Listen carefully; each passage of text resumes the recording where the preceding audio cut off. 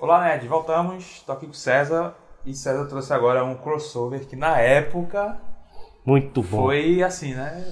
Todo nerd queria ver ser publicado, que é o LJA versus... Não é nem versus, né? É LJA Vingadores. Exato. Né? Crossover que na época saía Batman, Homem-Aranha, Capitão América, Batman. Aí finalmente as duas equipes se encontram. Saíram numa única minissérie, né? Tem uma história bem legal com relação a isso aqui, que lá no final dos anos 70, eu acho que era Jim Shooter na época, propôs essa ideia, já lá atrás, né? E o Jorge Pérez chegou a desenhar, e eu não lembro agora quem seria o argumentista, né? O roteirista. Não me foge agora. Ele chegou a desenhar coisa de umas 10 páginas e tal, só que aí houve um desentendimento entre a Marvel e a DC, e essa história foi engavetada, né? Passaram-se vários anos e tal, e depois, nos anos 90, começou um movimento desses crossovers, né? Entre o universo Marvel e o SC, que são bem esquecíveis, mas a gente já pode... E aí ainda termina num universo amálgama que foi criado, que era ruim valendo. Porque teve DC versus Marvel, né? Tem dois crossovers. Tem esse aí que é o que a galera gosta mesmo, que é o das equipes, e tem um DC versus Marvel, que isso é bagaceira. Né? Não, na verdade são três. Tem o DC versus Marvel, depois o Marvel versus DC. Foram esses aí. São esses dois. Foi o que veio depois. Esse aqui é o definitivo. Esse DC versus Marvel e Marvel versus DC é uma bagunça, né? É aquele que os fãs votavam. Tem uma onda que Batman vai enfrentar os X-Men e tal. Não, e tem uma que é Batman e Capitão América, e quem ganha é o Capitão América. É assim, uma luta feia, sabe? Tem um que é Namor com Aquaman, aí... E assim, era uma votação lá nos Estados Unidos, as editoras fizeram uma votação pra decidir... É bem ruim. Ganhar, né? Esse é bem esquecível. Aí saiu o Amálgama, que aqui saiu... Amálgama é horrível, vamos misturar Batman com Batman com Wolverine, pelo amor de Deus. É esquecível, é completamente esquecível. Mas eis que em 2004, aqui no Brasil, né, um pouco antes lá nos Estados Unidos, junta-se Kurt Busiek. Né? Quem é Kurt Busiek? Né? Simplesmente o cara que fez Marvels. Ele é uma enciclopédia viva. Né? Que é uma enciclopédia, tem um conhecimento profundíssimo de Marvel, de DC também e tal. Né? Fez essa obra que até merece, né? Depois um videozinho aqui pra gente falar de Marvels. Marvels é fundamental pra quem gosta de história em quadrinho e quer entender o universo da Marvel, né? Porque é o universo da Marvel visto pelo ângulo de um jornalista.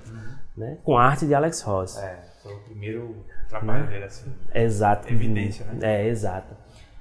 Kurt Busiek se junta com ninguém mais, ninguém menos que Jorge Pérez, um dos maiores desenhistas de história em quadrinhos de herói da existência.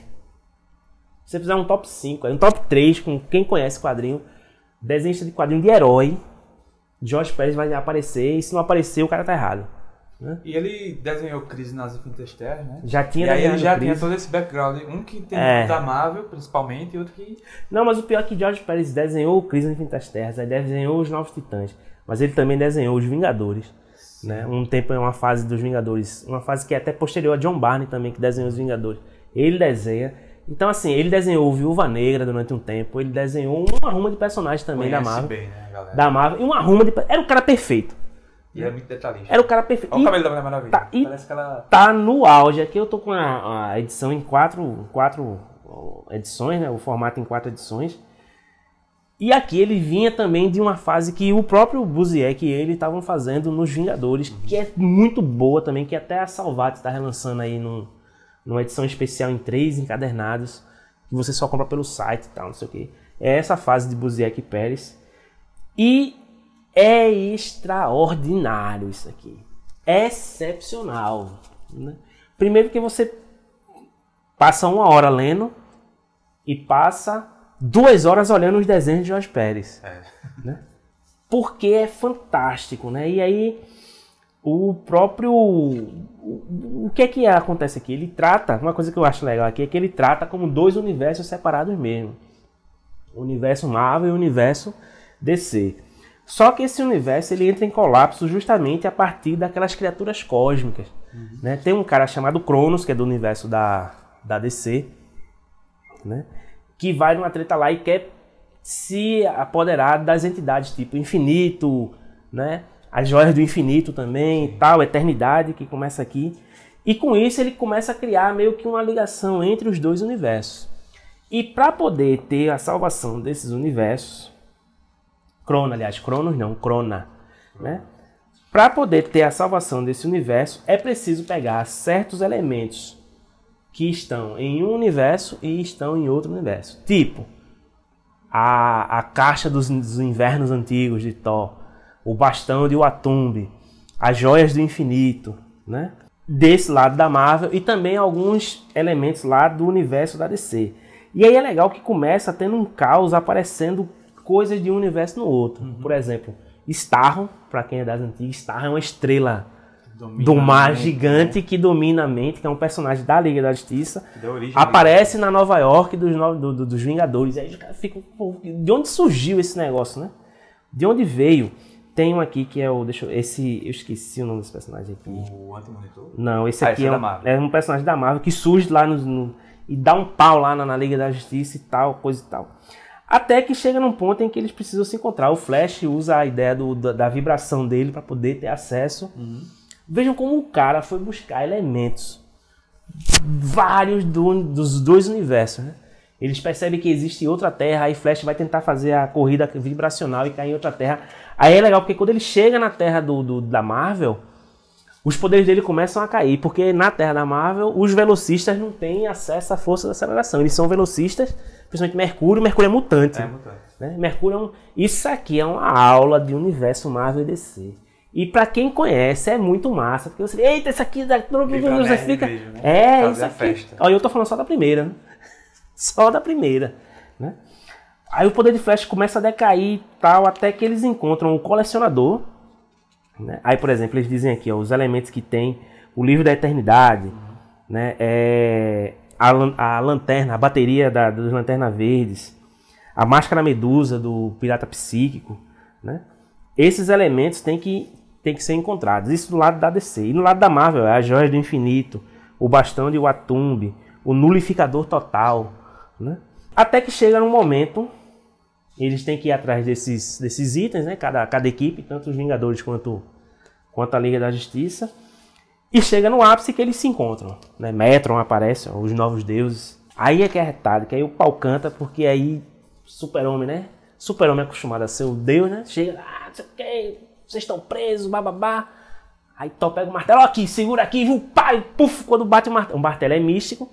Super-Homem, pô, cai no chão. Aí a Liga da Justiça derrubaram o Super-Homem.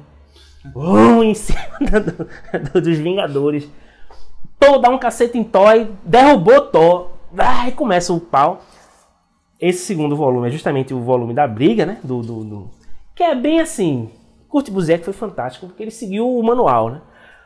Todo encontro de super-heróis, de equipes e tal, começa com isso, né? Tem uma treta, uma situação, eles se encontram no primeiro momento, briga, que é o que a galera quer ver, pra depois se entender, né?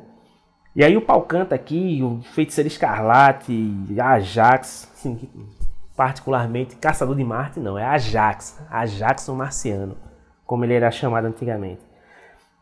Galactus, Zatanna, aí fica uma briga entre Zatanna e a Feiticeira Escarlate, extraordinário. Até que, nesse caso aqui, quem consegue parar e pensar é Batman e Capitão América, né?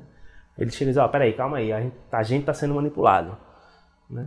Então vamos ver um jeito, vamos sentar, porque aí é legal, porque aí fica uma coisa bem legal. Batman é o estrategista e Capitão América é o líder de campo, né? Muito excepcional. Isso aqui é muito massa. Até que a gente chega nesse terceiro, que é...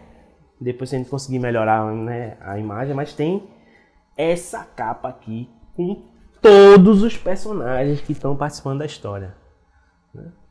Jorge Pérez é um monstro, né? Porque olhe todos os personagens que estão na história. E o pior é que assim, não é paradinho não, eles estão interagindo aqui, né? Você vê coisas aqui assim, um personagem que voa, segurando outro que não voa, tal, o Lanterna Verde segurando um grupo, né? Os corredores aqui um perto do outro, os que usam flecha, né? Os que têm poderes, os que não têm poderes, Batman, aí, né? Batman, Super-Homem, Capitão América, os principais aqui em destaque na capa. É uma imagem fenomenal. E aqui é a preparação para eles irem para combater Crona e a disruptura desses dois universos e fazendo com que eles venham se juntar para formar um só, né?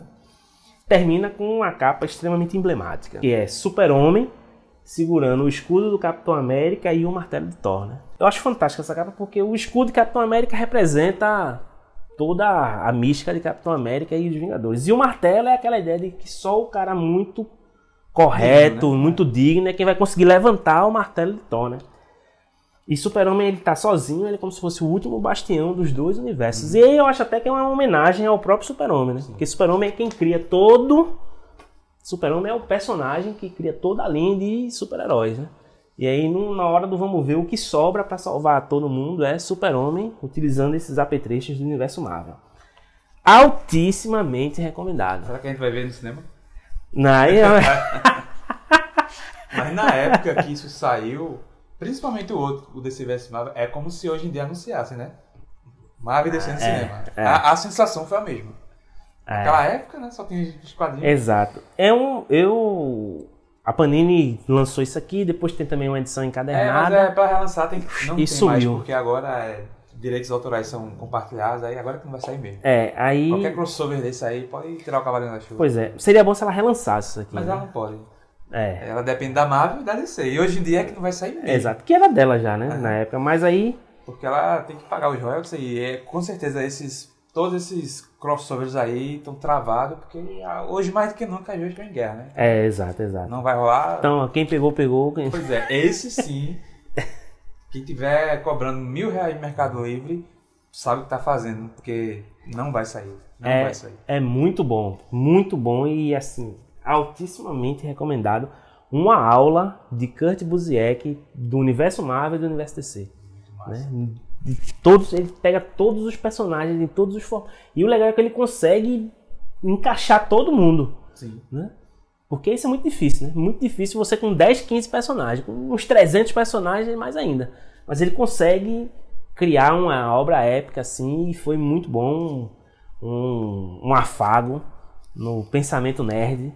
Né? Todo mundo ficava imaginando como seria um encontro entre a Marvel e a DC. E aí aconteceu e muito bem feito. Beleza, então. Curtam o vídeo, gente. Compartilhem e assinem o canal para receber notificação. Acessem nerdsubversivo.com.br. A gente tem um podcast, soundcloud.com/nerdsubversivo.